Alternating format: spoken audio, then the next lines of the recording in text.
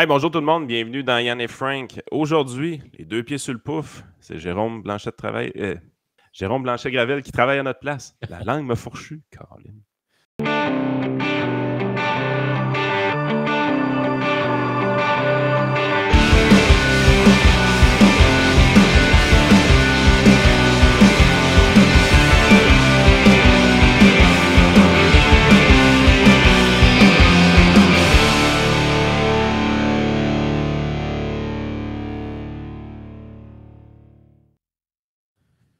Yes, on est bien content d'avoir Jérôme encore aujourd'hui. Cette fois-ci, mon micro fonctionne comme du monde, mais c'est mon image de temps en temps qui a des problèmes.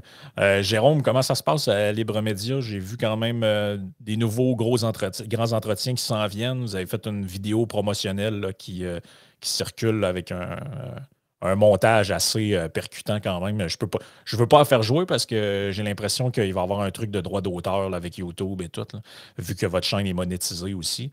Mais bref, il y a encore tu nous avais averti qu'il y allait avoir beaucoup de trucs pour la rentrée, pour les médias, mais je pense que là, on est à même de constater que ça continue, là, votre croissance et tous les projets que vous entreprenez finalement. Là.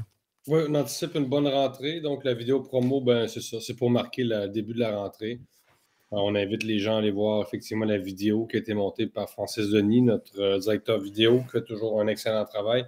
Donc, en gros, on poursuit sur notre lancée. C'est-à-dire, on continue à publier des reportages, des entrevues, des grandes entrevues.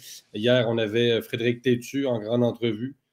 À peu près le même format c'est le même format auquel tu as participé, Frank. Donc, ça va être à surveiller pour nos auditeurs, pour vos auditeurs, pour nos auditeurs aussi, parce que, bon, Frédéric Tétu est connu de nos deux publics, je pense. Donc, on continue avec les entrevues, avec les reportages, avec les chroniques, avec le volet parisien aussi. Anne-Laure Bonnel, notre correspondante à Paris, qui fait un travail exceptionnel en développant l'antenne parisienne là-bas. Donc, on a tout le volet géopolitique. Bon, elle s'en occupe beaucoup. Donc, on continue sur notre lancée. On pense toujours à une application mobile là, sur le plan technique. Vous l'avez remarqué, peut-être certains auditeurs l'ont remarqué. Notre page Facebook n'est pas encore bloquée complètement. On se demande pourquoi et on s'en réjouit. Donc, pour l'instant, pour ceux qui se demandaient si on allait subir des impacts de cette fameuse loi-là qui a mené à la suspension des pages d'actualité par Facebook, par Meta, la réponse est non. Nous, on n'a pas encore été affectés par ça. Donc, on s'en réjouit, mais on va quand même probablement rebondir sur l'application mobile malgré tout, parce que ça se pourrait quand même qu'un jour, la page soit fermée. Mais pour l'instant, on n'a subi aucune séquelle de ces développements-là. Évidemment, je le craignais quand même un peu, je l'avoue. Fin juillet, etc., j'anticipais ça. Mais pour l'instant, c'est zéro impact. Les abonnements continuent. On continue à monter le nombre d'abonnements, on continue à monter le nombre de visiteurs uniques par mois. Non, ça va bien. Moi, je suis très, très optimiste. Évidemment, on reste une start-up. On a 18 mois à peine, mais ça va très bien. Puis la rentrée, je pense que ça va faire une différence sur le plan de la visibilité, encore une fois, parce qu'on sait que l'actualité, évidemment, est plus intense à partir de l'automne que durant l'été. Vous avez officiellement dépassé sur YouTube. Vous êtes rendu à 19 000 abonnés, d'ailleurs. On continue d'inviter nos gens à s'abonner à leur chaîne. Puis si vous n'êtes pas abonné à la nôtre, qu'est-ce que vous faites là? Abonnez-vous, vous autres aussi. Mais on voit les vidéos, tu sais, un 15 000 vues sur contre-offensive ukrainienne de votre côté. Mais notre record, c'est 153 000 avec une vidéo récemment sur la situation au Niger. Il y a eu un coup d'État. OK. Là, c'est sûr qu'on va chercher un public francophone globalement, c'est-à-dire que le Libre Média ne se limite déjà plus au Québec. C'était dans mes plans d'entrée de jeu. Pas qu'on veut snobber le Québec, loin de là. On va toujours rester enraciné au Québec. Puis on va toujours suivre l'actualité québécoise. Mais moi, mon objectif au départ, c'était quand même d'ouvrir Libre Média à la francophonie. Et on voit qu'une vidéo comme sur le Niger, qu'on est allé chercher même des auditeurs en Afrique. Là. Ça, c'est clair. Ouais. Il y a beaucoup de francophones en Afrique. Donc, c'est notre record, ouais, mais ça me surprend pas tant que ça. J'avais dit à Anne-Laure, tu vas voir, quand on va aller vers l'Afrique, il va y avoir beaucoup de vues. C'était clair. Et c'est ce qui s'est produit. Mais il faut dire que notre intervenant est très, très bon. Là. Philippe Antoine Glasner, si je me rappelle bien, donc qui est très compétent, qui a fait une analyse assez bonne. Notre deuxième record, je pense, c'est une entrevue avec Piotr Tolstoï à Moscou, le vice-président de la Douma. Donc, Anne-Laure est allée à Moscou, au Kremlin, pour interviewer ce gars-là. On s'entend que c'est pas rien. C'est assez exclusif, ça, là. Ouais, pas mal. Troisième record, je pense, c'est un truc encore avec Anne-Laure. Et sinon, j'ai mon entrevue avec Maria Mourani qui est en train quand même de faire un 40 000 vues. C'était quand même assez bon. Pour un média qui, en fait, qui met l'accent sur sa chaîne YouTube depuis à peu près le mois de mars, le gros, pas plus que ça. Avant le mois de mars, on n'était à peu près pas sur YouTube. Mais c'est incroyable. Moi, j'en reviens pas de. On voit un peu là, les médias, la crise qu'ils traversent. Là. Tu te dis, bon, Libre Média, Yann et Frank, c'est dans deux créneaux différents des médias qui ont émergé il n'y a pas si longtemps que ça. T'sais, dans un cas, une chaîne YouTube de 19 000 abonnés, nous autres, on a passé le 12 000. Puis tu regardes des médias comme Québécois, ils ont une chaîne YouTube anémique. Ça ne fonctionne pas. Il y a à peu près juste Radio-Canada, finalement, qui a l'air à tirer un peu son épingle du jeu, mais sans doute que c'est pas à cause des ressources immenses qu'ils ont à mettre là-dessus. Il y a des gens probablement dont l'unique travail, c'est de mettre des vidéos sur leur chaîne YouTube et d'en faire la description. Oui, puis sans doute que Radio-Canada va chercher un public international francophone aussi. J'imagine une petite portion de ce public-là à l'échelle internationale avec avec sa vocation internationale de Radio-Canada. Donc, j'imagine qu'il y a des gens en France qui finissent par tomber sur des vidéos de Radio-Can sur des phénomènes divers. Là. Mais c'est assez fou parce qu'on est vraiment en train de mener une guérilla médiatique. C'est-à-dire que les médias comme le vôtre, comme le nôtre, ce sont des petits médias, mais qui mènent une lutte contre des géants. Et ça fonctionne. C'est-à-dire c'est vraiment le principe de la guérilla. C'est comme... ça, c'est l'armée cubaine qui est capable de battre l'armée américaine à la baie des cochons. Là. Je ne sais pas si vous comprenez. Là.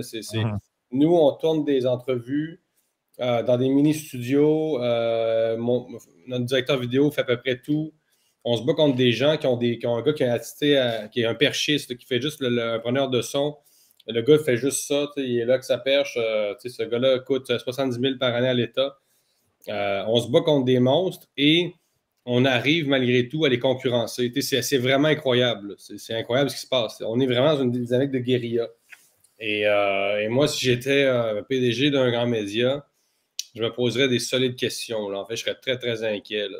Puis il y a toute la dynamique idéologique.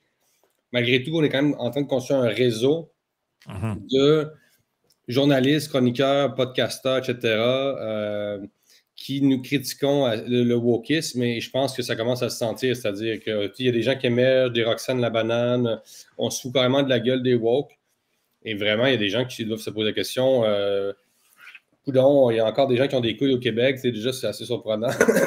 Ouais, puis tu sais, quand tu regardes le phénomène Oliver Anthony, qui est devenu carrément numéro 1 sur le Billboard avec une chanson tapée relativement simplement, qui touche le public, un gars qui part de rien, et ainsi de suite. Tu es vraiment dans une position où ce que tu dis maintenant, les grands empires artistiques, avec des agences de pub, avec des agences de marketing, avec des concepteurs de tournées gigantesques. Tu sais, je veux dire, le gars...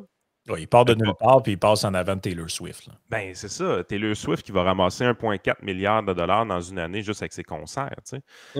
Fait que tu es dans un monde où est-ce que tu dis maintenant, avec l'arrivée du web, mais aussi les réseaux sociaux et finalement la démocratisation médiatique qu'on est en train de vivre, tu es dans un monde où est-ce que tout le monde peut avoir une chance de grimper en haut éventuellement. C'est un peu la base du rêve américain d'une certaine façon. On a toujours présenté le rêve américain comme étant voici une échelle, si tu mets le pied sur le premier barreau, tu peux grimper, puis sky's the limit éventuellement. On ne sait pas où est-ce que tu peux arrêter de grimper la journée que tu as réussi à atteindre cette échelle-là. Mais c'est exactement ça qui se passe dans le milieu médiatique. Et les grands groupes qui ont de l'argent ou qui avaient de l'argent dans leur poche tardent aussi à s'adapter puis à réagir. Tu sais, on regarde dans le milieu pharmaceutique. Si tu penses au vaccin, par exemple, qu'est-ce qu'on a vu? Ah, le vaccin Pfizer. C'est-tu réellement Pfizer qui a développé le vaccin ou bien non, c'est pas une petite compagnie en arrière qui a innové puis qui a été acheté / partnership avec Pfizer? Les grosses compagnies ne sont plus capables d'innover généralement. C'est des compagnies qui doivent acheter ou développer des partnerships avec des petits joueurs pour être capables d'innover. Et quand tu regardes le milieu médiatique, est-ce que ces compagnies-là, un peu à la Québécois, le Cogeco, veulent développer des partnerships avec les petits indépendants qui poussent ou ben non, sont en train de les snobber? La réalité, c'est qu'ils sont en train de les snobber. Et à mon avis, c'est une erreur capitale dans leur cas. Oui, et ils font un pari très risqué, surtout considérant la mentalité québécoise. Ils pensent que le Québécois va choisir Goliath contre David.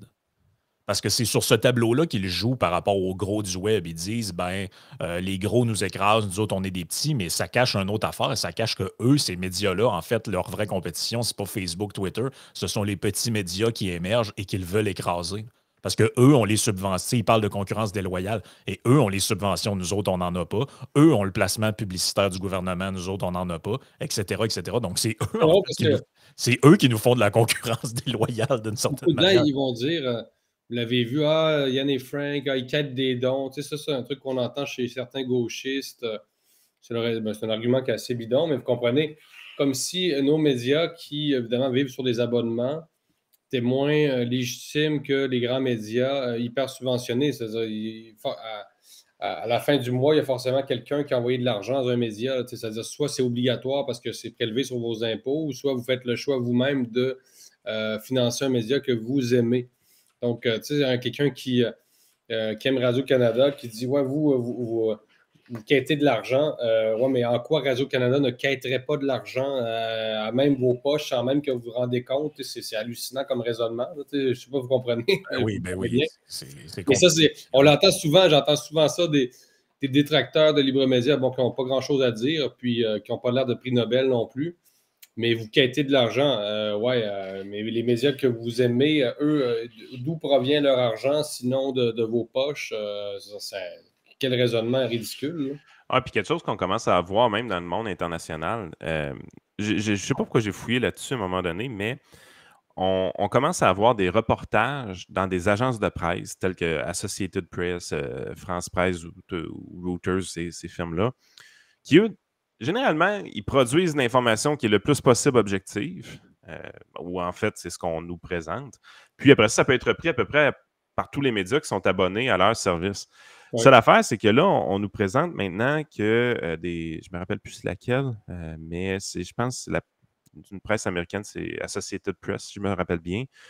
Associated Press qui était tout fier de dire, maintenant, on a une vingtaine de journalistes payés pour faire des reportages strictement sur l'environnement. Ça, c'est grâce à un don de telle fondation. Puis ça, c'est un nouveau mode de financement des médias, c'est un financement de philanthropie, blablabla.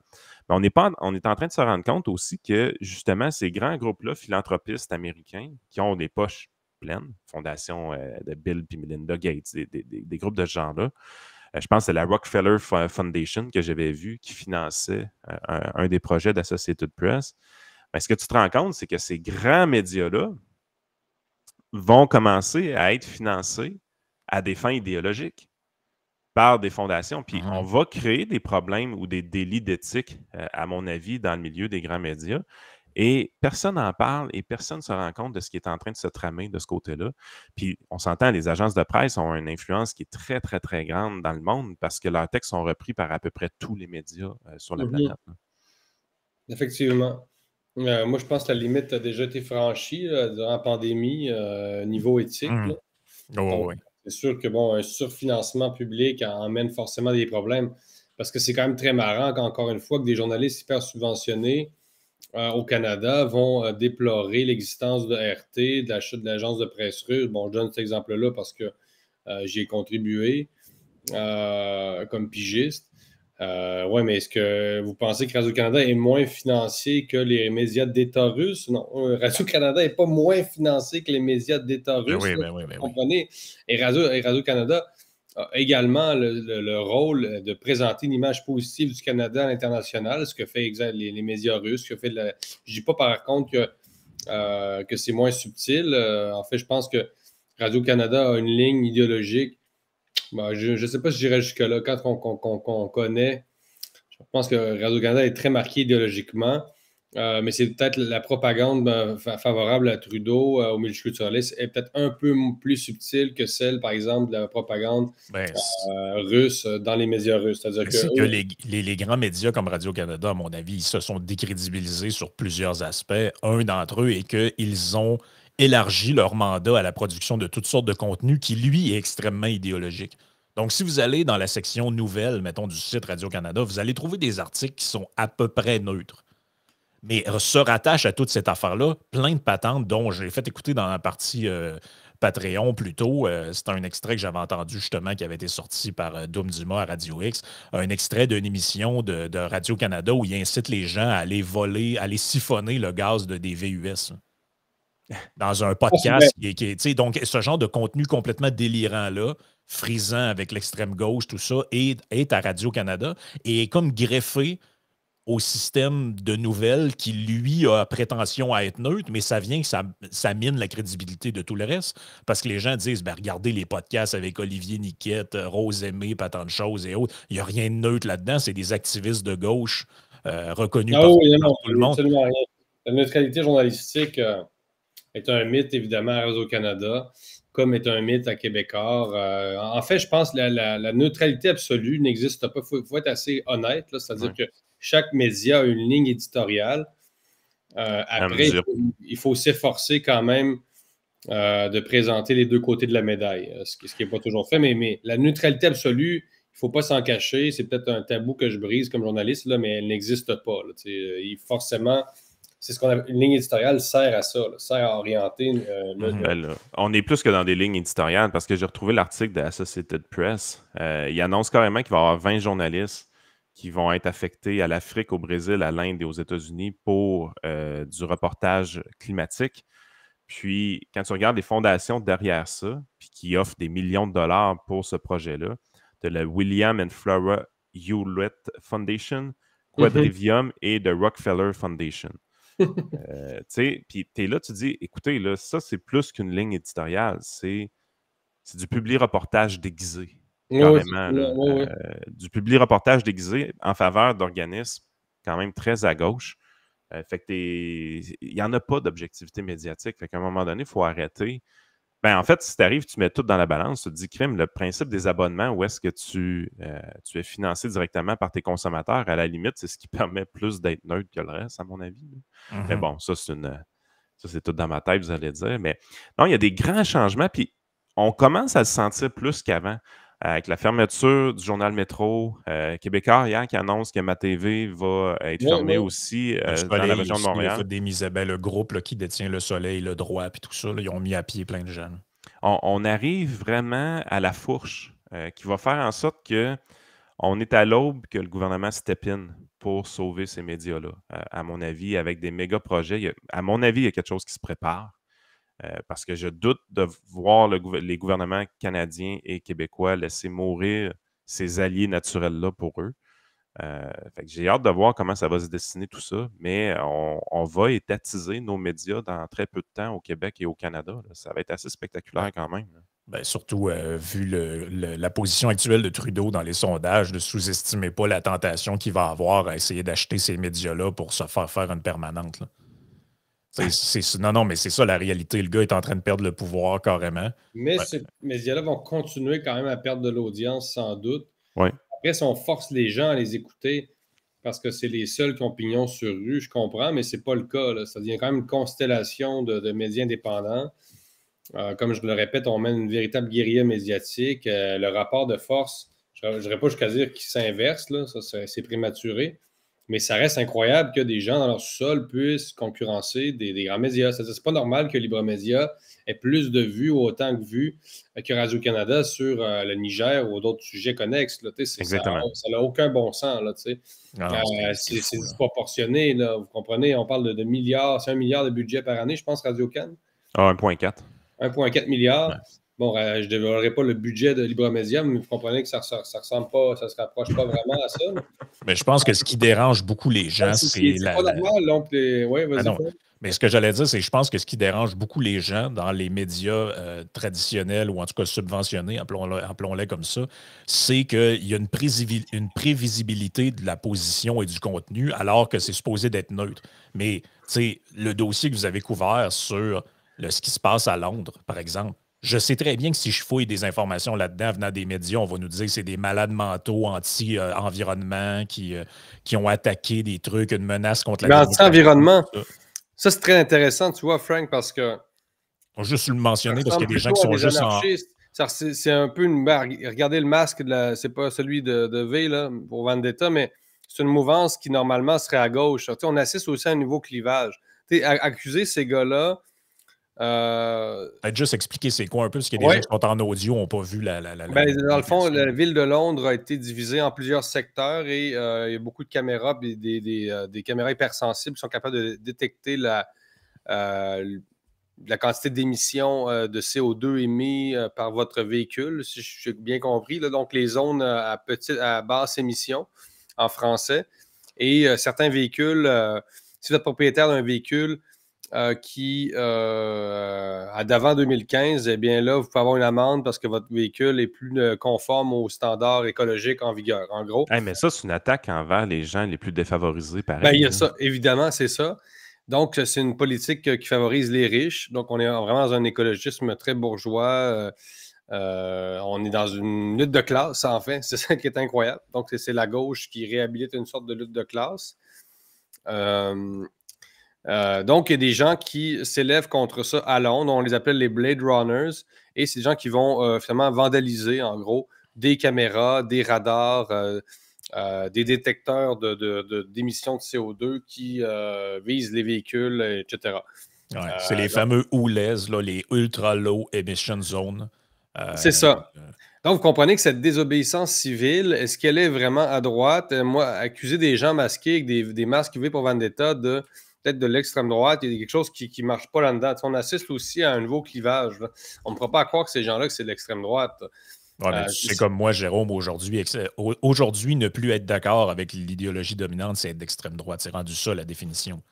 Il y a une définition classique de l'extrême droite, c'est refuser les élections, prendre le pouvoir par des coups d'État, ce genre de truc-là. Le refus de la démocratie parlementaire, c'est ça normalement la définition classique de l'extrême droite, ou en tout cas dans ses composantes. Aujourd'hui, être d'extrême droite, c'est juste quelqu'un qui n'est pas d'accord avec le fait qu'on taxe une piscine ou qu'on mette des compteurs de CO2 pour oui, pourrir les la vie. étiquettes vont vite, effectivement, mais si on analyse froidement et intelligemment le phénomène, je veux dire, il y a une imagerie.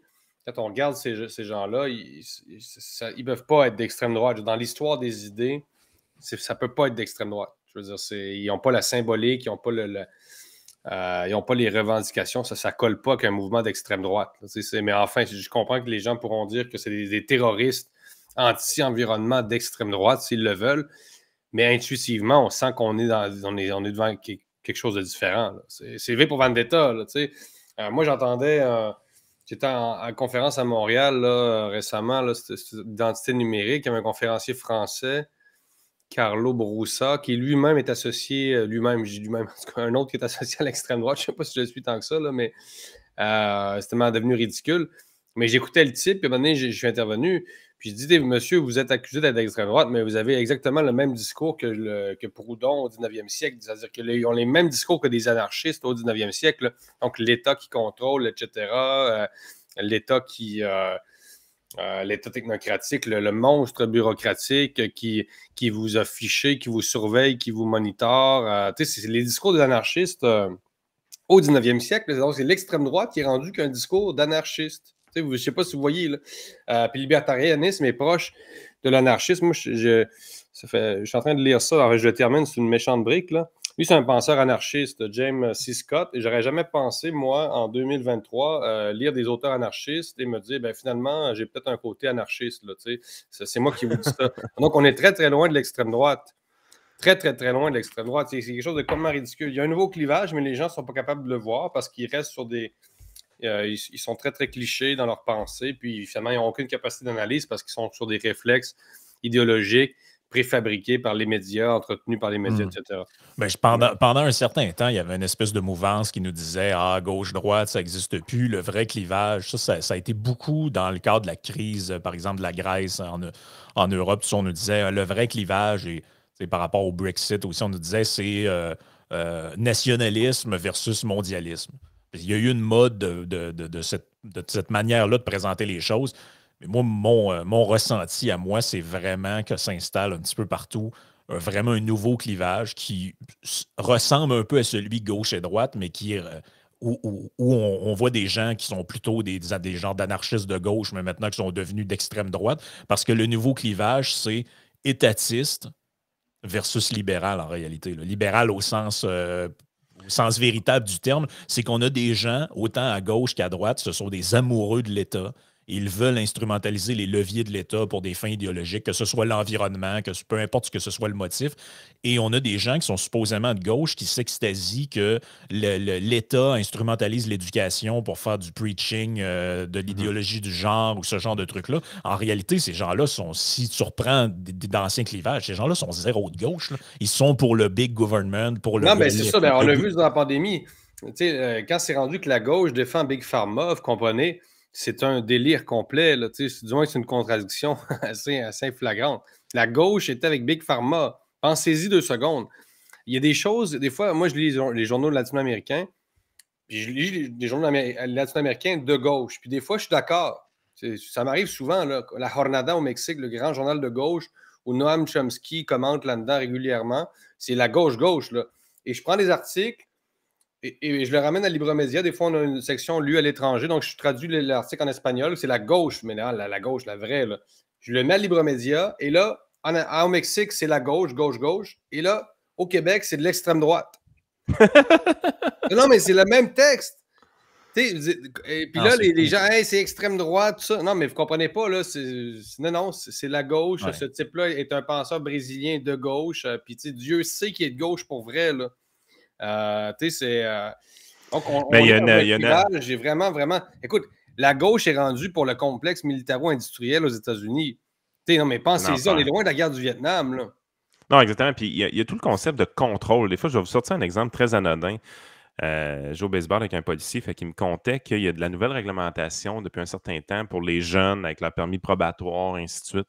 Pas le droit d'être plus que 4 dans un véhicule, ou pas le droit d'être 4 dans un véhicule, des choses comme ça. Là, tu es là, tu te dis, Caroline, il me semble. Tu sais, je veux dire, le 0.08 n'est pas disponible pour les jeunes. Eux autres, c'est 0.0 jusqu'à un certain âge. Je me rappelle plus si c'est 19 ou 21 ans, peu importe. Oh ouais. On a mis le cannabis plus tard également légal pour les jeunes. Là, ils sont dans un véhicule automobile. Ils n'ont pas le droit d'avoir des amis dans leur véhicule automobile. Là, moi, mon premier réflexe, ce que j'ai dit à mon ami qui est policier, j'ai dit « Ouais, mais il me semble qu'on passe à côté du point. Si les gars vont veiller, il y a un chauffeur désigné, le gars n'a pas bu une goutte d'alcool de la soirée, puis il ramène ses chums à la maison, c'est un succès. On vient d'accomplir quelque chose qui est extrêmement bien. Et on va pénaliser le jeune avec la nouvelle réglementation pour lui dire « Hey, il y a trop de monde dans ton char à telle heure le matin. » Ouais, mais il est en train de ramener ses chums bien chauds là, à la maison. Tu sais, fait que quand tu arrives, tu parles de tout ça avec les plus vieux, et puis on a une population qui est vieillissante, ils vont dire « Ah, les jeunes, c'est correct, on va réglementer les jeunes, c'est bien correct, c'est bien correct, c'est bien correct. » Mais c'est un contrôle étatique qui est de plus en plus grand, puis pas juste dans des grands défis de notre société, dans des mini-aspects également de nos vies. Le contrôle, ben écoute, c'est société de contrôle, la société de surveillance, Geneviève Guilbeault qui annonce qu'elle va multiplier les radars. Les gens accueillent ça favorablement. Ils ne se rendent pas trop compte de ce qui se passe. T'sais. Ben non, vous ne comprenez pas, c'est qu'on est de plus en plus dans des sociétés qui utilisent l'infrastructure technologique pour monitorer le comportement des citoyens. T'sais, les drones, Libremédia avait sorti ça également. Mirabel, la ville de Mirabel qui avait utilise des drones pour surveiller ces parcs, les parcs, les plaisanciers. Donc, les gens sont sur des bateaux quelque part, puis ils sont surveillés par un ensemble de drones. C'est-tu Mirabel? C'est quoi la ville, enfin, dans le coin de Montréal? Je ne me rappelle plus, mais des bleds, en gros, là, qui deviennent l'objet d'une société de surveillance où il y a un endroit au Québec aussi où ils ont micro-pucé les poubelles. C'est un projet aussi de la Ville de Québec. Non, c'est complètement... C'est mis sur la glace. C'est quelle ville, là? C'est Vaudreuil-Dorion, c'est ça? Ouais, je pense que c'est ça, C'est les îles de Vaudreuil. C'est dans Vaudreuil-Soulanges, ou comment on appelle ça? En tout cas, à Vaudreuil, ils ont micro-poussé des poubelles. Les gens accueillent ça favorablement. Ouais, mais ça, c'est le temps qu'on change des habitudes. Ouais, mais les gens ne se rendent pas compte là, que. Ouais, mais ça aussi, il y a la normalisation, parce que dans le cas de Londres, là, c'est un peu tout ça qui est derrière ça.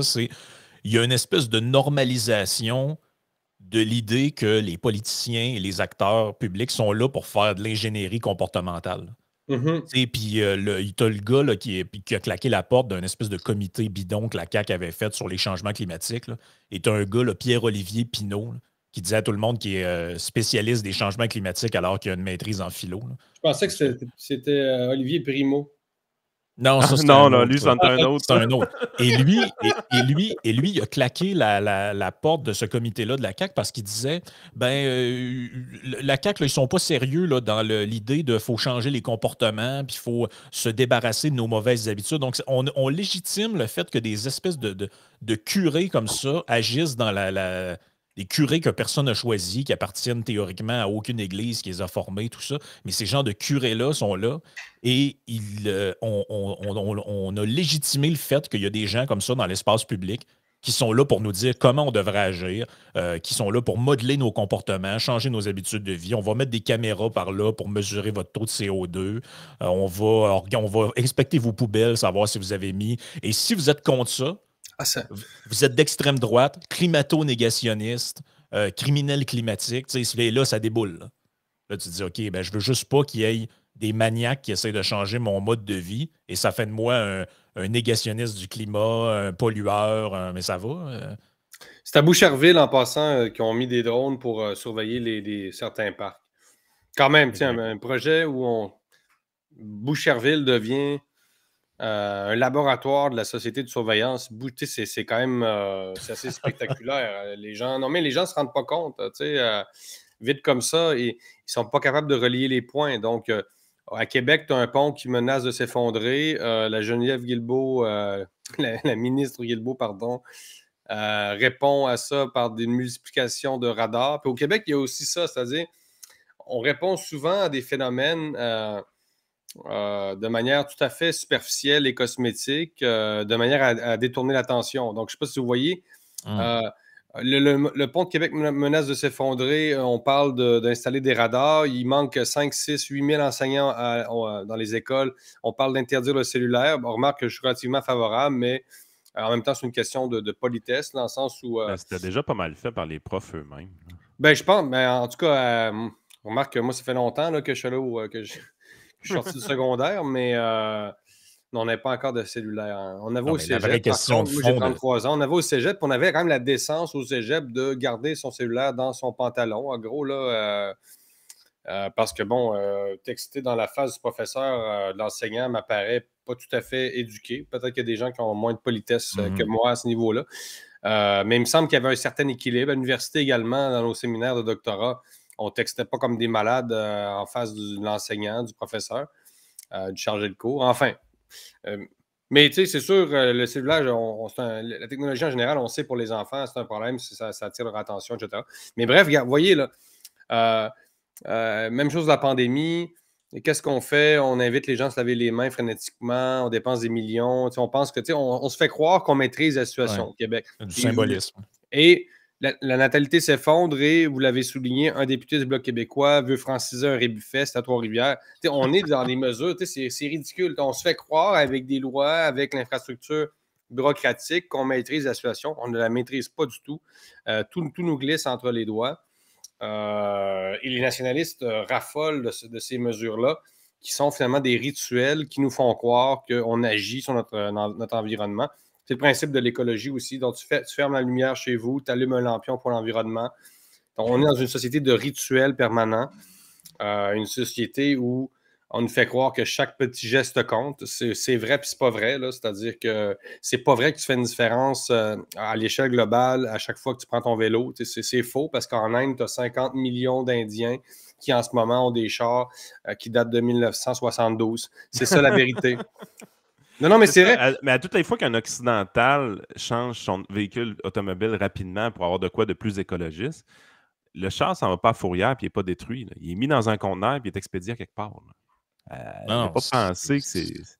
ben, sauf en Chine, là, où il y a des cimetières de véhicules électriques, parce que ça, non, mais avez-vous vu cette affaire-là? En Chine, ils font à croire à tout le monde qu'ils sont la capitale mondiale tu sais, que les gens là-bas, ils pensent à l'environnement et ils achètent des voitures électriques. La réalité, c'est qu'il y a des cimetières, des fourrières complètes de véhicules électriques neufs qui ont été achetés par l'État pour gonfler des statistiques et sont stationnés là, et en fait, Oui. personne ne les utilise.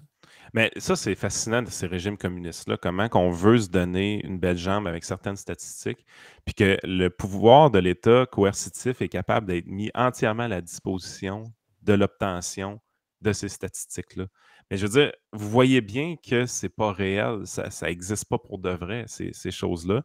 Mais malgré tout, on veut se faire une belle jambe, puis on fait à semblant, l'Occident fait à semblant que la Chine accomplit des belles choses de son côté, alors que c'est du matu vu, là. Je veux dire, c'est de la Ouais. poudre aux yeux, cette affaire-là. Là. Ah ben, un grand classique des régimes autoritaires, évidemment, la falsification de statistiques, c'est le plus grand classique. Ouais, donc ouais, la société de surveillance qui est mise en place graduellement.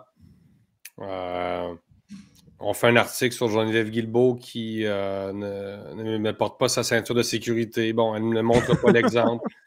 Ça, c'est une histoire, vous voyez. Je ne sais pas s'il faut s'en réjouir, c'est-à-dire que on Mais pourrait dire premièrement, Geneviève Guilbeault a été prise à son propre jeu, mais en même temps, tu te dis, au Québec, on fait des unes de journaux avec des politiciens qui n'ont pas mis leur ceinture de sécurité. Ça reste incroyablement ticoun, c'est incroyable. Non, mais je pense que. C'est ticoun, mais le pire dans tout ça, c'est que c'est une histoire qui date quand même. Je veux dire, ces photos-là existent depuis longtemps. C'est des choses qui ont été discutées dans certains podcasts un peu plus à droite à l'époque. Ah ouais. Mais là, il y a une élection dans Jean Talon qui s'en vient. PKP veut réitérer le fait à la CAQ qu'il est encore pertinent. Il veut faire élire un député péquiste dans Jean Talon. Puis il va réussir à faire élire un député péquiste dans Jean Talon pour Alors envoyer un message à la CAQ. C'est ça qui est. Tu sais, à un moment donné, la trame de fond qu'il y a derrière ça, le jeu. PKP, c'est quelqu'un qui n'est pas très facilement capable de cacher son jeu. Là. On est capable de bien lire le personnage. Il me semble quelqu'un d'un peu allumé et tout capable de se rendre compte de ces affaires-là. On est en train de mettre la table pour une défaite de la CAQ dans Jean Talon puis une victoire péquiste. Et PKP va pousser dans cette direction-là. Parce qu'on a sorti une nouvelle vieille de 6 mois avec Geneviève Guilbeault hier. La toile du web avait déjà tout découvert ces photos-là il y a bien longtemps. Il y a ça, mais il y a un point que personne soulève là-dedans, c'est qu'elle est symptomatique. Cette affaire-là, c'est symptomatique d'une attitude qui est très, très québécoise. C'est-à-dire, on tolère une multiplicité de règles dans la société parce qu'on sait qu'on ne les respecte pas. Donc, on a des limites de 100 sur l'autoroute, tout le monde roule 125, 130, ça ne dérange personne. On avait des interdictions pendant la COVID. Pourquoi plein de gens, ça ne les dérangeait pas? Ils ne les respectaient pas. Ah, moi, c'est pas grave, j'ai caché le véhicule de mon beau-frère en arrière du garage, puis on a fêté Noël pareil. Combien de fois j'ai entendu ce genre de truc-là? Heureusement, en fait, moi, je dirais heureusement. Là. Ben, heureusement, mais c'est à quelque part, c'est un problème parce qu'on tolère et on banalise l'implantation de règles liberticides parce qu'on se dit de toute façon, on ne les respectera pas. Il y a des lois débiles au Québec qui empêchent aux gens de faire un pique-nique avec de l'alcool dans des parcs, mais les gens s'en foutent. De toute façon, tout le monde boit dans le parc. Ils amènent des bières, ils amènent du vin, ça ne dérange personne. Tout le monde fait comme si ces règles-là n'existaient pas, alors que la vraie solution, c'est de les abolir et de surtout ne pas en tolérer de nouvelles. Donc, tu sais, même cette femme-là, puis ces politiciens-là sont pareils. Ils font tous ça. Ils sont les promoteurs d'un espèce de système ultra réglementaire qui micromanage la vie de leurs citoyens et eux-mêmes ne respectent pas leurs propres règles parce qu'ils les jugent eux-mêmes débiles ou... Oui, puis ce qu'on oublie, c'est que comme Québécois, c'est que si tu arrives puis il y a une nouvelle règle qui est implantée et qui n'est pas vraiment appliquée par les forces de l'ordre, on se dit « Ah, OK, c'est pas grave, de toute façon, personne ne check ça. » Oui, jusqu'à temps que ce soit utilisé dans un cas bien précis de manière subjective pour pénaliser un individu qui a été ciblé. C'est la raison pourquoi on ne veut pas avoir autant de règles puis on veut cette liberté-là. Parce qu'à un moment donné, l'arbitraire permet à des gens qui sont en soif de pouvoir ou qui veulent être mesquins, d'avoir énormément de pouvoir sur d'autres personnes. Puis ça, c'est pas sain. C'est pas le genre de société dans laquelle on veut vivre. Là. Comme la personne qui avait eu une amende parce qu'elle accrochait des trucs sur son rétroviseur, je pense que c'était dans le coin de Granby.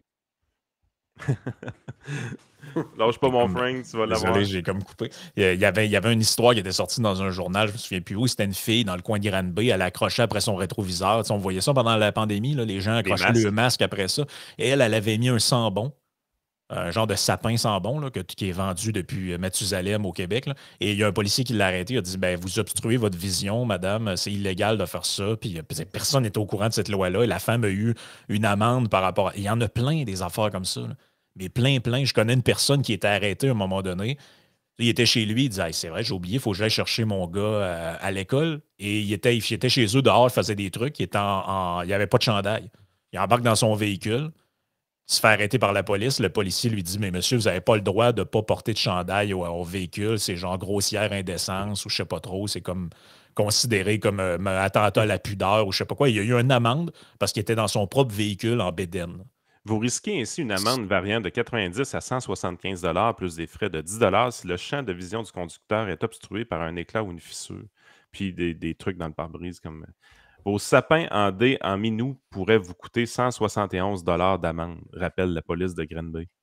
10 août 2020. T'as donc même une mémoire des niaiseries. Mais moi, Frank, je suis pas tout à fait d'accord avec ton point. C'est-à-dire, je pense qu'au Québec, on respecte plus les règles qu'ailleurs, mais il y a quand même, heureusement, des gens qui ne respectent pas. Mais je pense qu'on les respecte malheureusement plus qu'ailleurs, les règles. De manière générale, l'esprit technocratique, bureaucratique au Québec est vraiment très fort, là, malheureusement. Je suis d'accord avec toi, mais mon point, je pense qu'il y a 30% de la population, une espèce de noyau, qui fait la part des choses, mais c'est pas tout le monde, malheureusement. Oui, on l'a vu durant la pandémie. C'est ça. Sauf que durant la pandémie, on était tout seul de notre gang et on se faisait écrire « Oh, c'est bien, vous autres, liberté » par des gens qui avaient l'intention de toute façon de les ignorer. Mais ça, c'est vrai, oui, au pouvoir, mais ça a été dans plusieurs pays. Boris Johnson, il y a beaucoup de dirigeants à travers le monde qui n'ont pas respecté les mesures qu'il prônait. Ça a été un grand classique. Mais je te dis, en France, ils respectaient moins les consignes, beaucoup moins les consignes sanitaires. Puis on parle de la France qui est quand même un monstre bureaucratique. Au Mexique, on n'en parle pas. En Colombie, j'ai vu, bon, c'était aussi beaucoup plus souple, d'une certaine façon. Malheureusement, là, au Québec, enfin, là, je parle de la pandémie, mais le Québec, c'est quand même un endroit où les bancs de bébés ont une date d'expiration. C'est pas une psychose bureaucratique. On se demande c'est quoi. Là. Écoutez, là, j'en ai parlé, mon balcon, là, on m'a envoyé un avis ici là, à Québec parce que mon balcon serait plus conforme aux nouvelles normes. Et là, la ville nous enjoint, nous oblige à refaire le balcon qui a été fait il y a 10-15 ans parce qu'il ne correspond plus aux standards esthétiques. Je ne sais pas si vous comprenez, à Québec, il y a un gars qui est payé 90 000 par année pour faire de la délation de balcon. Ça n'a pas d'allure. Ah, c'est de la maladie mentale. Non, mais pensez-y. Là. Puis là, j'explique ça à mes copropriétaires. Puis là, je leur dis, est-ce que vous réalisez qu'un délateur de balcon à Québec gagne 90 000 $? Puis là, mes copropriétaires n'ont pas l'air à comprendre exactement mon point. OK, lui, il est-tu d'extrême droite? Non, je rigole. Alors, ils sont super corrects, mes copropriétaires. J'espère qu'ils ne m'écoutent pas, mais vous comprenez, c'est... Non, mais juste le fait de se plier à ça. Moi, je suis là, non, oubliez ça, là. Et on va sortir un document qui montre qu'on était conforme à l'époque. Il n'est pas question qu'on mette 10 000 $ pour rénover des balcons qui sont tout à fait sécuritaires en plus. C'est même pas un truc de sécurité qui invoque, c'est un argument d'esthétique. Puis c'est un vieux bloc où est-ce qu'on est, mais c'est pas le 19e siècle. Là, donc, je veux bien là, que ce soit patrimonial, mais ça ne l'est pas encore. C'est un bloc de 1945 où je suis. Exagérez pas non plus. Ce n'est pas un immeuble haussmannien dans le 5e arrondissement de Paris. Donc, vous voyez que c'est du délire vraiment incroyable. Mais les gens, ils baignent dans cet univers-là, puis ils ont l'air à trouver ça plutôt normal, qui est, je le répète une troisième fois, un délateur de balcon payé par les contribuables. Il y a une lassitude. Hein? C'est fou, là. On nous parle de pénurie de main-d'œuvre sans arrêt, mais ce type de job-là n'a jamais de pénurie. Non. Les gens qui sont payés pour faire chier et appliquer des règlements vraiment idiots, ça fait la file pour avoir ces jobs-là. Fait qu'à un moment donné, tu es là, tu te dis qu'est-ce qui se passe réellement? Est-ce qu'on a encore le goût d'être en vie? Est-ce qu'on a encore le goût d'innover? Est-ce qu'on a encore le goût de la liberté? Puis tu te rends compte que c'est quelque chose qui disparaît tranquillement. Puis le pire, c'est que la génération présentement qui pousse ces lois-là qui sont liberticides puis qui applaudit chaque fois qu'il y en a une parce que ça augmente la sécurité, c'est quand même la génération qui a participé à Woodstock, la génération Peace and Love, la génération où est-ce que tout était permis puis tout était libre. Fait que comment on fait pour évoluer comme société pour que la même personne passe d'un fumeux de pot tripeux de Woodstock à un control freak qui veut réglementer tout puis vivre dans la sécurité? Qu'est-ce qui s'est passé pour éteindre la flamme à l'intérieur de ces personnes-là, une par une? Mais c'est ça qui est paradoxal. Puis on peut conclure là-dessus. Moi, je le remarque depuis un certain temps, j'appelle ça le virage law and order de la gauche. C'est que traditionnellement, on était dans un mode où c'était law and order, c'était le slogan des conservateurs. Il faut la société, tu sais, il faut, puis on persécute les communistes, les marginaux, tout ça, puis c'est la loi et l'ordre. C'est comme ça, c'est ça le conservatisme, c'est la loi et l'ordre social. On garde les choses comme elles sont. Et aujourd'hui, est traité d'extrême droite des gens anarchistes ou libertariens qui sont comme non, mais ça, on devrait abolir ça, changer tout ça. Et c'est les gens qui sont en place, qui se voient eux-mêmes comme des progressistes, des gens de gauche, tout ça, c'est eux la loi et l'ordre. Je veux dire, la fois dont on parlait à Londres avec des caméras de sécurité, tout ça, il n'y a pas plus 1984, puis law and order que ça. Et c'est eux qui souscrivent à ces conneries-là. Et on s'aperçoit que le système public et l'État-providence au Québec ne sert plus la population, mais ce que Javier Milei appelle en Argentine la casta politica. C'est-à-dire c'est la caste politique. Le système public ne sert qu'à justifier sa propre existence, à maintenir une caste au pouvoir qui bénéficie des privilèges qui vont avec le régime étatique. Mais qui travaille 70 heures semaine. Regardez combien la vie coûte au Québec, le coût de la vie. Il y a personne qui va me faire croire actuellement que l'État-providence québécois sert la classe moyenne au Québec. Je n'y crois absolument pas. C'était un beau principe à l'époque, mais le système public au Québec sert à entretenir le système public. Carrément. Puis on le voit avec l'exemple du délateur de balcon à Québec. T'sais, à quoi ce type sert? Je comprends en Vieux-Québec, il y a des normes patrimoniales, mais le système public sert d'abord et avant tout à servir le système public. Comme Jacinta Varel nous a dit ce printemps, le fonctionnaire, son rôle, c'est de faire fonctionner le fonctionnement. C'est bon. C'est carrément ça. Écoute, merci Jérôme d'avoir été avec nous. Les gens qui veulent vous suivre, libremedia.com. Est-ce qu'ils peuvent vous suivre ailleurs, votre chaîne YouTube? Ça, je te laisse. Chaîne YouTube et libremedia.com avec un trait d'union, c'est les deux principaux pôles. Évidemment, compte Twitter, etc. Chaîne Telegram également. Sur Facebook, ça marche encore. Donc, en fait, on a même augmenté notre portée sur Facebook parce qu'on met des photos maintenant avec des articles intégrés en bas. Donc, les photos ont une plus grande portée que les liens. C'est incroyable. Pour l'instant, nous, on est favorisés par la nouvelle loi. C'est 18. C'est une bonne nouvelle. C'est une très bonne nouvelle. Mais je ne suis pas sûr que je vais revenir à votre podcast, les gars, parce que j'ai l'impression que c'est comme un podcast d'extrême droite. Là, fait que... c'est ça qui arrive. Ou ben non, c'est juste que tu es rendu trop gros là, avec tes 19 000 abonnés. Tu n'auras plus besoin de nous autres, tu vas nous flusher, Jérôme. C'est ça. Allez, bonne semaine. OK, salut, bye.